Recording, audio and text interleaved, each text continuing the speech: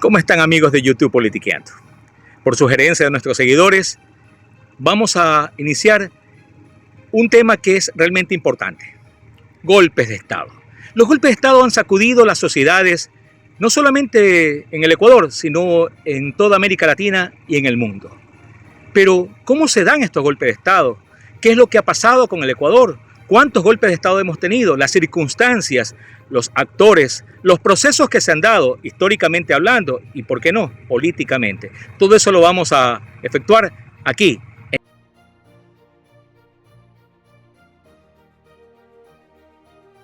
Comencemos entonces por definir qué es golpe de Estado. De acuerdo a la Real Academia Española, dice que es una actuación violenta y rápida, generalmente por fuerzas militares o rebeldes, por la que un grupo determinado se apodera o intenta apoderarse de los resortes del gobierno de un Estado, desplazando las autoridades existentes. Para el Diccionario Jurídico Español, establece que golpe de Estado es una destitución repentina y sustitución por la fuerza u otros medios inconstitucionales de quien ostenta el poder político. También hay sinónimos como alzamiento, asonada, levantamiento, pronunciamiento, rebelión, sedición. Pero también tenemos un segundo concepto. Dice desmantelamiento de las instituciones constitucionales sin seguir el procedimiento establecido. Puede ser autor de un golpe de Estado el propio presidente del Ejecutivo si, por ejemplo, disuelve el Parlamento fuera de los supuestos previstos en la Constitución. No todos los intentos golpistas tuvieron éxito. La historia política del Ecuador cuenta que la mitad de los intentos fueron fallidos y la otra mitad fueron exitosos en estos 194 años de vida republicana. Sin embargo, los 3 golpes de Estado ocurridos después del retorno a la democracia en 1978 aparentemente fueron exitosos y algo otros inventados. ¿Qué aprendizajes se puede extraer de la historia al momento de buscar luces sobre la actual situación de conmoción social en Ecuador? Bueno, para eso, entonces, retrocedamos a través del tiempo. Hagamos un viaje rápido a través de la historia, desde el actual presidente hasta llegar allá, en 1830, cuando es posesionado el primer presidente en la historia de este país, Juan José Flores, a partir de la disolución de la Gran Colombia. El 13 de mayo de 1830, el Ecuador o el Departamento del Sur, que consistía en los antiguos dominios territoriales de la Audiencia de Quito, se separaron de la Gran Colombia, estado del cual formaba parte desde el año 1822. El acto separatista se efectuó en Quito, en el salón principal de la Universidad Santo Tomás. Una asamblea que acordó la separación del Distrito del Sur para conformar un estado libre e independiente, que pasó a conformar a su vez una nueva nación bajo el nombre de República del Ecuador, y encargó el poder civil y militar con el rango de mandatario provisional al general Juan José Flores, con amplias atribuciones para la organización del nuevo Estado. Además, era quien hasta ese momento ejercía el cargo de jefe superior del Distrito Sur de Colombia.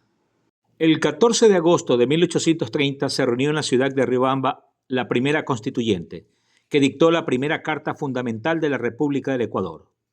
La República apenas se encontraba en formación y las principales disputas internas se explicaban en la oposición a separarse de la Gran Colombia, a las facultades extraordinarias que recibían los presidentes y que eran concedidas por los congresos con la intención de poner en orden las fuerzas sociales del naciente país, y sobre la organización política del Estado en las sucesivas constituciones elaboradas por las asambleas constituyentes.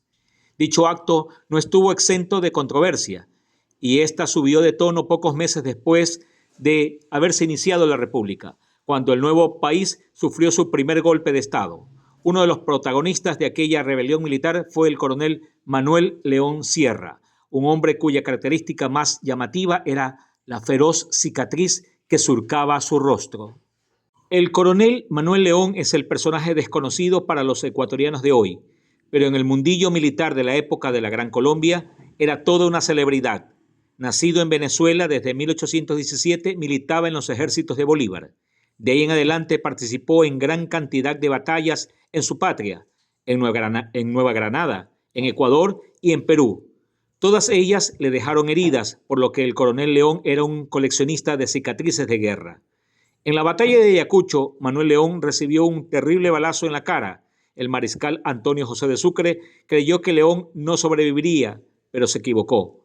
León se recuperó y a partir de ese momento lució la cicatriz facial más célebre de la independencia. El herido pidió licencia para regresar a su patria, a lo que Bolívar contestó dándole el ascenso a coronel. León también sobresalió en el combate de Tarqui, Sucre. El propio Bolívar y varios otros jefes elogiaron su valor. El rostro rajado fue su distintivo, así como su rudo temperamento y osadía. Un contemporáneo, el historiador ecuatoriano Pedro Moncayo, con admiración lo llamaba el bravo de los bravos. El coronel Manuel León fue testigo de la desintegración de la Gran Colombia y la posterior creación del Estado ecuatoriano. El propio coronel, en desacuerdo con aquel cambio, se unió al general Luis Urdaneta, también venezolano, contra el general Juan José Flores, promotor de la separación y presidente del nuevo Estado.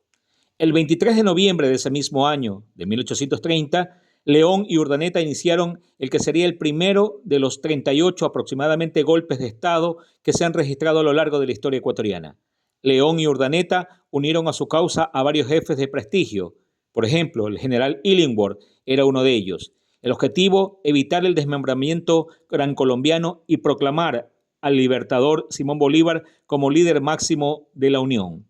El presidente Flores no contaba con fuerzas suficientes para contrarrestar aquella revolución, pero ganó tiempo en negociaciones y movimientos diplomáticos hasta que el destino jugó a su favor.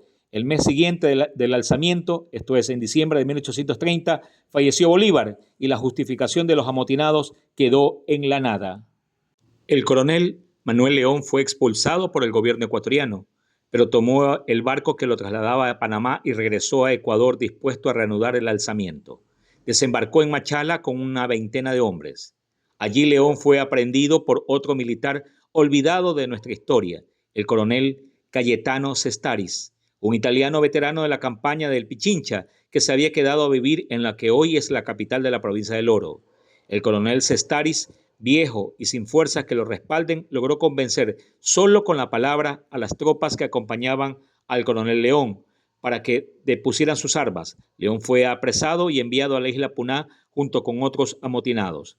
León fue condenado a muerte el 13 de abril de 1831, luego de despedirse de su esposa y su pequeño hijo.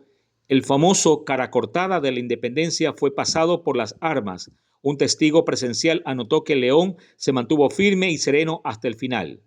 El líder del alzamiento, el general Urdaneta, fue expulsado a Panamá, donde murió fusilado sin pena ni gloria. En cambio, el fusilamiento del coronel León en la isla Puná sí causó gran impacto en aquella generación de militares post-independencia. Establecidos estos hechos históricos que comprenden o narran el primer golpe de Estado fallido en la historia de la República del Ecuador, en el gobierno de Juan José Flores, dentro de ese mismo periodo, primer periodo de Juan José Flores, se produce un segundo golpe de Estado. Después de que Juan José Flores venciera a Urdaneta y al coronel Manuel León, defensores de Bolívar y de la unidad colombiana, algunos oficiales seguidores del Libertador huyeron y otros fueron expulsados. Sin embargo, hubo dos que no lo hicieron, los venezolanos Pedro Mena y Agustín Alegría, quienes por su traición a Urdaneta fueron premiados por el general Flores. Mena fue nombrado jefe militar de Guayaquil y Alegría su ayudante. Flores entregó la ciudad a dos conocidos criminales que habían integrado en Venezuela una pandilla de asaltantes y ladrones que ahora, descontentos, conspiraban contra el propio general Flores. Las aspiraciones autonomistas de Guayaquil siempre generaron codiciosas expectativas por captar la aduana, los estancos, su comercio o como fuente electoral en casi todas las épocas. Sin embargo, las mismas ambiciones el 12 de octubre de 1833 movieron a Mena, quien protagonizó un levantamiento cuyo pretexto era evitar la extradición de 27 oficiales leales a Urdaneta. Sin embargo, la ciudad fue sometida por la fuerza de venezolanos que hicieron vandalismo, produciendo saqueos y atropellos que exhibieron de cuerpo entero a quienes lideraba aquella gavilla de depredadores extranjeros introducidos por Bolívar y mantenidos por Flores. Como requerían de un personaje que fuera una fortaleza para el pueblo guayaquileño y representara básicamente una imagen a seguir, pues aprovechó que Vicente Rocafuerte caminaba al destierro para liberarlo y unirlo al proceso que había iniciado Pedro Mena. Esto se efectúa el 20 de octubre de 1833, cuando Rocafuerte, entrando a Guayaquil, se proclama jefe supremo de Guayaquil. Flores marcha inmediatamente hacia la ciudad de Guayaquil y la toma el 24 de noviembre de 1833, aplastando la sublevación. A este proceso del segundo intento de golpe de Estado se le llamó la Revolución de los Chihuahuas y que está establecido en los anales de la historia. Obviamente, los que perpetraron el hecho fueron Pedro Mena y Vicente Rocafuerte hacia el gobierno de Juan José Flores, oposición a que Flores obtenga poderes extraordinarios del Congreso. Hemos concluido 2 de los 3 golpes de Estado que ocurren en el gobierno de Juan José Flores.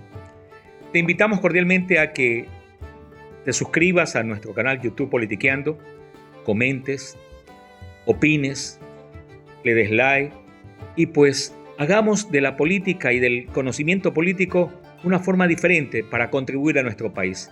Esto es Politiqueando. Como siempre, gratos de que nos sigan.